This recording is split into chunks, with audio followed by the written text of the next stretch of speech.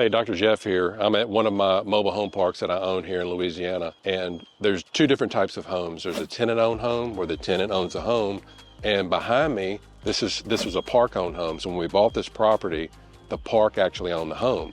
Well, the problem with this home was when we asked the owner, they didn't know who owned it. So we had to actually go back and look at the title, and we figured out who it was. So now we're actually taking it over, and we've actually got some calls now to put people in it to rent it out. So what we're going to do today is go take a little tour of it, and we'll show you how we rent this out to people. Let's go.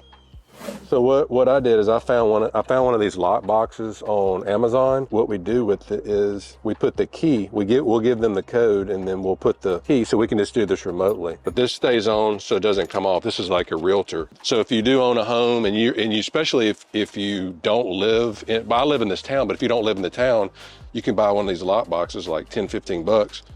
Put the key in here. When somebody's interested in renting your property, you say, hey, look, here's the code, here's the key, then we'll check it out.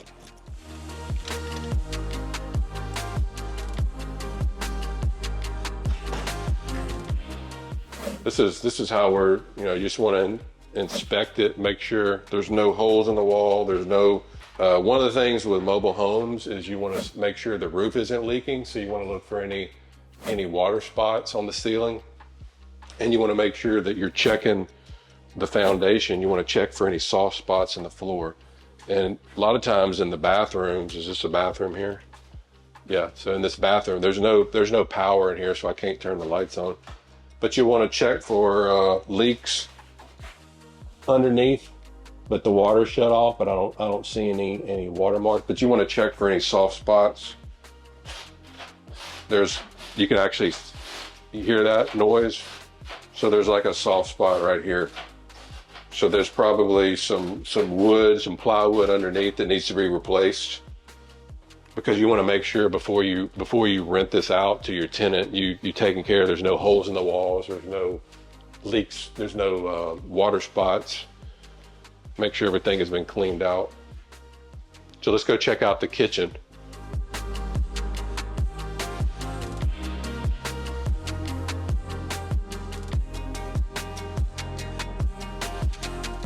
I'm just checking for soft spots.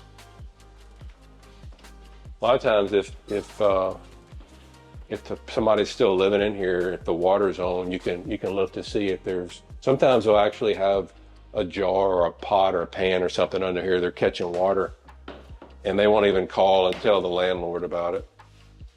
But here everything looks okay. They've got all the appliances out.